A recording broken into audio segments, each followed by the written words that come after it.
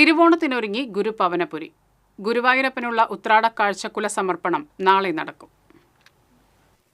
തിരക്ക് കണക്കിലെടുത്ത ദർശന സമയം 1 മണിക്കൂർ വർദ്ധിപ്പിക്കാൻ ദേവസ്വം ഭരണസമിതി തീരുമാനിച്ചു. 4-ാം ഓണം വരെ ഉച്ചതിരിഞ്ഞ് 1 മണിക്കൂർ നേരത്തെ നട തുറക്കും. ഈ ദിവസങ്ങളിൽ രാവിലെ 6 മുതൽ ഉച്ചയ്ക്ക് 2 വരെ VIP ദർശനം ഉണ്ടാകില്ല.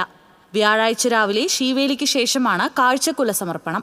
സ്വർണ്ണക്കൊടി മരച്ചുവട്ടിൽ മേൽശാന്തി കവപ്രമാറത്ത് അച്യുതൻ നമ്പൂതിരി ആദ്യം പട്ടിൽ പൊതിഞ്ഞ നേന്ത്രക്കുല സമർപ്പിക്കും.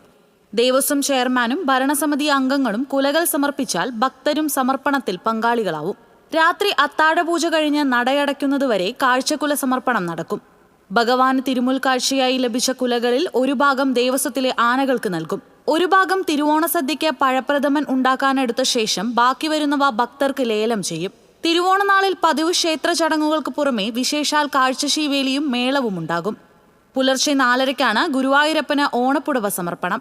ക്ഷേത്രം ഊരാളൻ മല്ലിശ്ശേരി പരമേശ്വരൻ നമ്പൂതിരിപ്പാട് ആദ്യ ഓണപ്പുടവ സമർപ്പിക്കും. തുടർന്ന് ദേവസ്വം ചെയർമാനും ഭരണസമിതി അംഗങ്ങളും ഭക്തരും ഓണപ്പുടവ സമർപ്പിക്കും. ഉഷപൂജ വരെ ഭഗവാന് ഓണപ്പുടവ സമർപ്പിക്കാനാകും. തിരുവോണത്തിന് 10,000 പേർക്കുള്ള വിശേഷാൽ പ്രസാദൂട്ടാണ് തയ്യാറാക്കുന്നത്. രാവിലെ 9-ന് തുടങ്ങുന്ന പ്രസാദൂട്ടിനുള്ള വരി ഉച്ചയ്ക്ക് 2 മണിക്ക് അവസാനിപ്പിക്കും. ഓണാഘോഷത്തോടനുബന്ധിച്ച് ക്ഷേത്രവും പരിസരവും വൈദ്യുത ദീപാലങ്കാര പൂരിതമായി. ഓണാഘോഷങ്ങൾക്കായി 23,56,000 രൂപയുടെ എസ്റ്റിമേറ്റിനാണ് ദേവസ്വം ഭരണസമിതി അംഗീകാരം നൽകിയത്. TCV news, Guruvayur.